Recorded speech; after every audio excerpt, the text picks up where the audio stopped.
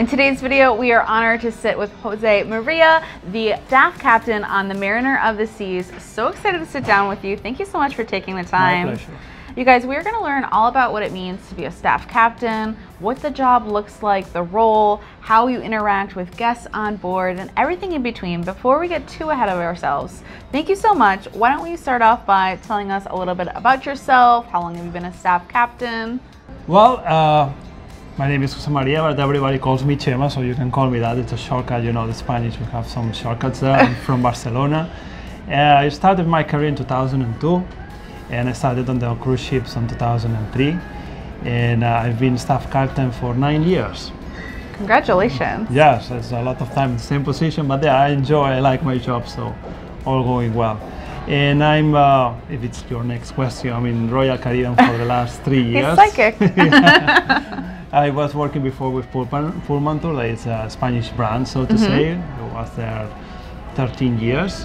And then it happened that they wanted to bring one small ship from that fleet, that was the Empress, to our fleet, to the Cuba, so I came with that ship. Oh, so that's how you transferred over. Yes, look at that. I transferred, Very cool. As I was a long time on that company, I was involved also working with the office and with the procedures.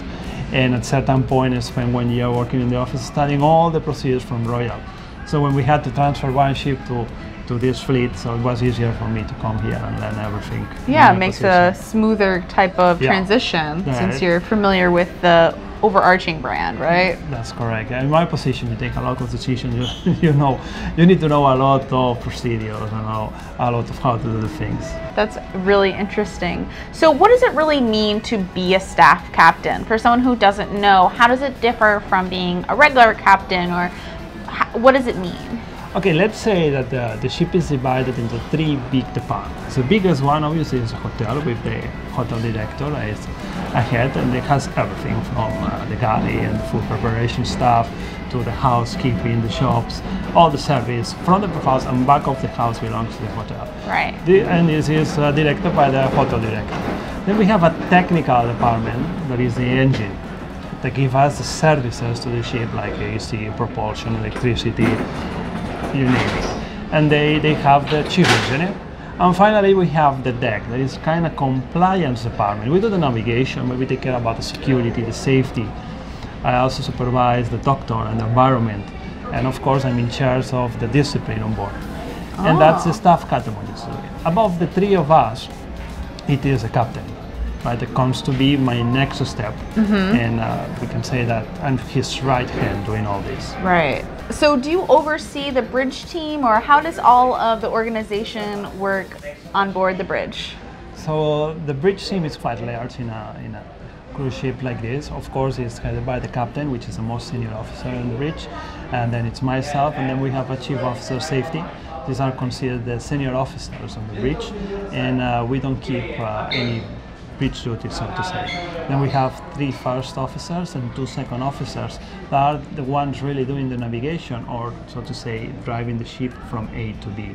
When we arrive to the port, we just exit the port, is where the captain and myself and the chief officer of safety, we get involved in the maneuvers, and we are the ones that really, we maneuver the ship on those conditions that are entering and exiting the port, which the ship needs more experience and touch on the controls. A lot of attention to detail. It does, yeah.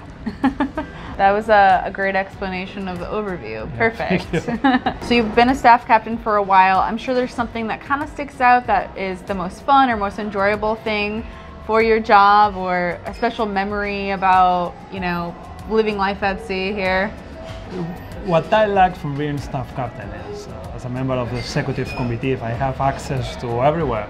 I can put my nose everywhere, land everywhere. I can supervise not only my team, I'm involved in other decisions, so I can give my opinions from my experience. So I like, because this is like kind of community, like something close. That it's nice to be collaborative. Yeah, collaborative. I like to be involved in that. Yeah. So in all your years of working on cruise ships, is there any particular memory or moment that kind of sticks out and makes you proud for what you do?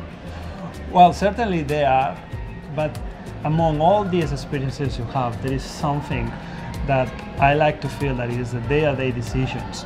You know, there is more than 5,000 people on board the ship. from so many nationalities and so many experiences. So from time to time you come to help in one simple thing to the other crew members or to the guests, which is some special need or something that goes extraordinary.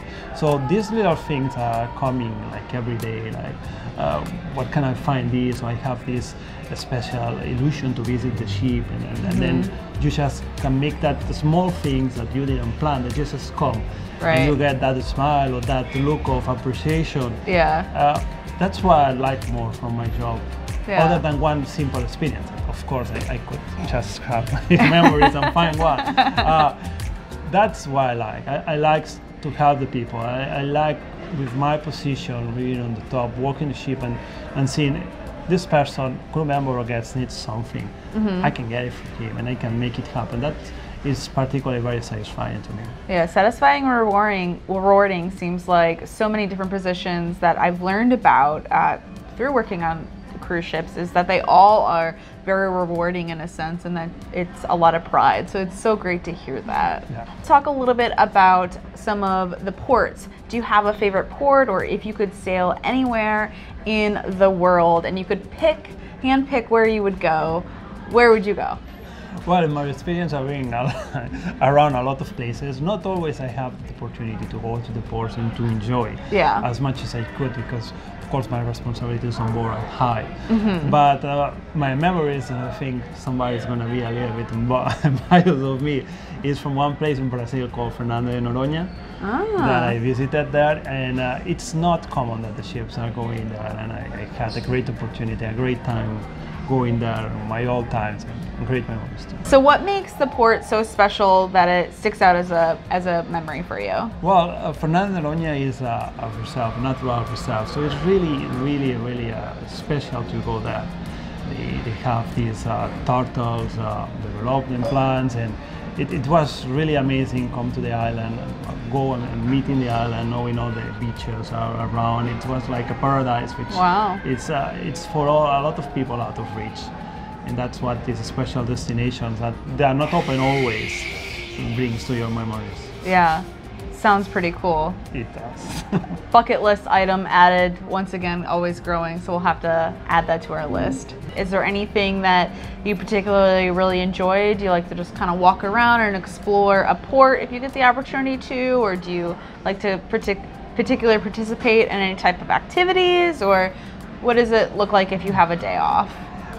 Well, usually I don't have day off, but when I go out, of course, I go just to get some fresh air, to walk to the beach and relax. Now, for instance, we have perfect day at Kurkey and our route, and that's amazing because in just a couple of hours you go out, you can really erase your stress or your mind. You have a hard day or too much job.